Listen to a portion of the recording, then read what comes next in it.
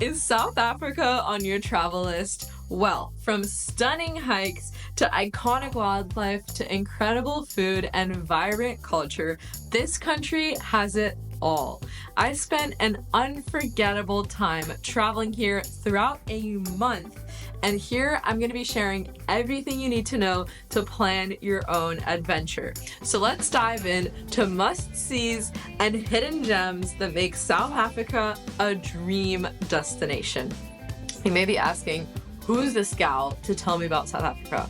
My name is Mahna Ghafori. I'm an adventure travel photographer and creator. South Africa, after traveling there and visiting my local friends, very quickly earned a massive place in my heart.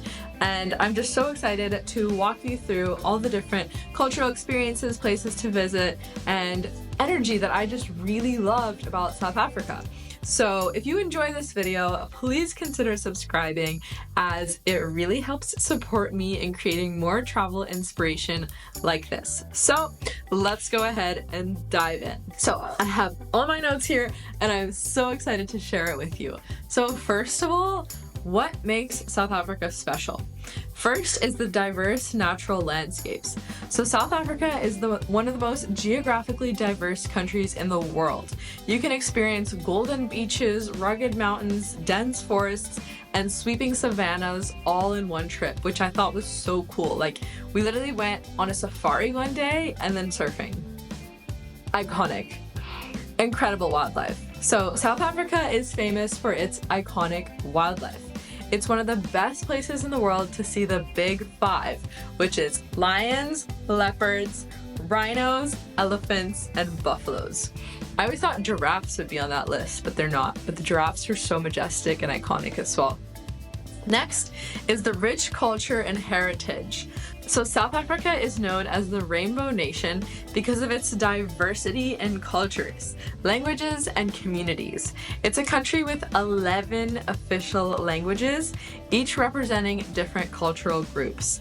It's definitely a vibrant, multicultural society. Next, South Africa is an adventure lover's paradise. South Africa is a playground for adventure seekers and nature lovers, whether it's hiking, diving, or surfing with sharks, or going on a safari. This country offers something for every nature and outdoors lover. South Africa is also home to one of the world's highest commercial bungee jumps. It's located near Nature's Valley in Tsitsikamma. This jump stands at 216 meters or 709 feet. And it makes it the highest bridge bungee jump globally. So I'll say I bungee jumped when I traveled to Australia to try it out and cross it off my list because I'm a curious gal who loves to try things. I thought bungee jumping was stupid scary. Skydiving, I've done 4 times and I will do again and again because it feels like flying and it makes my soul feel alive. But I think bungee jumping is stupid scary. But if you're an adventure lover and you find yourself here and want to try it, then it's there. One of the highlights of the Tsitsikamma National Park region, I'll mention because I just mentioned that area, is kayaking through the breathtaking Storms River Gorge. This unique experience lets you paddle through, you see canyons on the side, and it's one of the most magical experiences. You go with a guide, they point out different things to you, and you encounter caves and narrow passageways, bats in the caves. It's so cool. It's so peaceful and magical here. And something I'll mention is that I had a drink with Kanna beforehand, which is a succulent plant that's native to South Africa that has been traditionally used by indigenous communities for its mood-enhancing properties. So it's totally natural. The plant is known for its potential to reduce stress, promote relaxation, and improve mood. And for me, the combination of this Kanna drink and being in this magical canyon, I felt connected to the leopard spirit. That's the best way I can describe it. It was truly a spiritual experience for me, so magical, and wow, I will never forget. And so the next thing that makes South Africa so magical is its stunning coastlines and surfing hotspots. So South Africa's coastlines stretches over 2,500 kilometers, offering world-class beaches and surfing spots. So for example, I'm a beginner striving intermediate surfer. I'm not good by any means, but I have a great time while doing it, and that's what matters, right? So I got to surf in Jeffreys Bay and also Muizenberg, which was so much fun. There are waves for all different levels, and in both spots you can rent surfboards and also wetsuits, and you'll need a wetsuit even in the summer because the water is icy like California, and it's also sharky just like California as well, but I just don't think about that when I'm in the water. The next thing is South Africa's unique cultural cuisine. So there's something called a braai there, which is like a South African barbecue basically. Experience with meats and sides cooked over open flames. So one of the safaris that we went on, Scotia, was an amazing experience because we went on a safari and then we went into this tent where we had a local style braai and got to try a bunch of different local foods. And one of the things that we got to try as well was the bobotie, which is a savory meat dish topped with a custard layer. I loved like the local fresh meats and just trying that in South Africa. I thought that was so cool. And also the meat pies. So definitely check out Nanaga Farm Stall for the best lamb and mint meat pies. So good. Here at the Nanaga Farm Stall, they're freshly baked and it's amazing. And then South Africa is iconic for its sunrises and sunsets, especially the sunsets.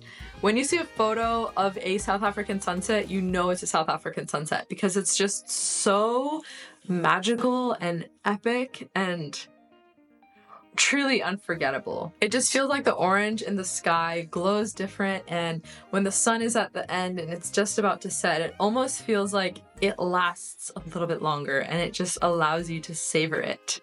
It feels so magical, and you'll know what I'm talking about when you experience a South African sunset. So what is the best time of year to visit South Africa?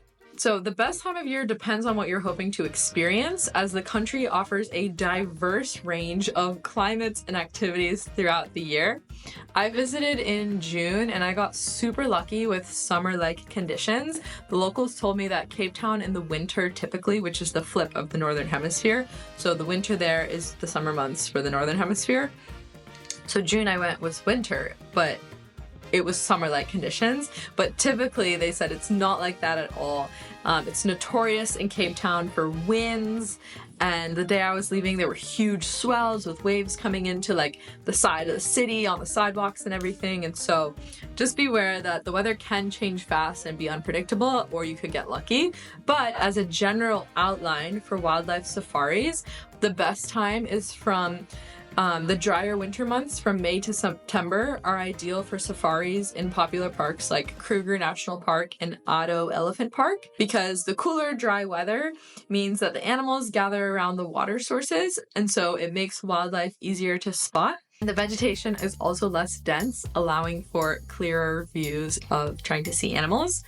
And then for Cape Town and the Western Cape, the best time to visit is the summer months. So from October to April are the best times to visit Cape Town, the Winelands, and the Garden Route, which is iconic and a must-do. Why? Because the warm and sunny weather is perfect for beaches, sightseeing, and outdoor activities like hiking and wine tasting and exploring Cape Town's scenic coastlines. And the vibes in Cape Town in the summer also look amazing. I haven't been there for it, but from what I've seen and from what I've heard, it just looks magical and awesome. Also keep in mind though that December to February can be busy due to peak holiday travel, so book early if you're traveling during this time. And March and April are quieter with more pleasant weather. So now, what are the best places and things to do in South Africa? Before I dive in, please remember when you are traveling to beautiful places in nature to practice leave no trace. Be respectful of the nature, of the animals, and take nothing but pictures, leave nothing, and try to always make a place better than it was before you got there. And so now let's dive in. Cape Town highlights. So the first is Lion's Head as a sunrise hike. Table Mountain and Lion's Head are absolutely iconic. I didn't get to hike up Table Mountain. I went up Lion's Head and it was beautiful. You see a 360 view. You can see the city. You can also see Table Mountain. It's so cool. Strongly recommend doing this as a sunrise hike. It was so beautiful and a hike and an experience I'll never forget with my local South African friends. And then Camps Bay. This beach is perfect for relaxing with white sands and views of the 12 Apostle Mountains, and it's ideal for a beach day. Next is Signal Hill. This is a popular spot for scenic views, especially at sunset, and it's easily accessible and offers amazing city and ocean vistas. Next is Muizenberg Beach for surfing. So it's known for its colorful beach huts, which are really cute. And Muizenberg is a great spot to surf. So like I said, I'm beginner, striving, intermediate. And there were a lot of fun waves and it was a great time and everyone was generally friendly. The waves are perfect for all levels. Definitely a must for beach and surf lovers. Next we have Cape Point. This is a stunningly scenic area with rugged cliffs and ocean views.